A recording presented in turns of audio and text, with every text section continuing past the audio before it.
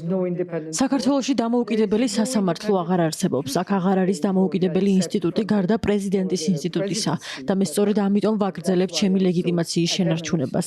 ქვეყანაში აღარ არსებობს დამოუკიდებელი ინსტიტუტი, რომელიც არ არის მართული ქართული ოცნების მიერ. ეს რუსულ მოდელს გავს, იმ გამონაკლისით, რომ ჩვენ ძალიან აქტიური სამოქალაქო საზოგადოება გვყავს, რომელმაც არ მიიღო ამ პარტიის კონტროლის ქვეშ ცხოვრება. ჩვენი საზოგადოება რუსულ კანონს არაერთხელ, არამედ ორჯერ დაუპირისპირდა. პირველად 1 წლის წინ და მეორედ 2024 წელს, რადგან მართლმა პარტიამ ეს კანონი ხელმეორედ წარადგინა. ეს მას შემდეგ მოხდა, რაც ხალხს დაპირდნენ, რომ ეს არასდროს მოხდებოდა.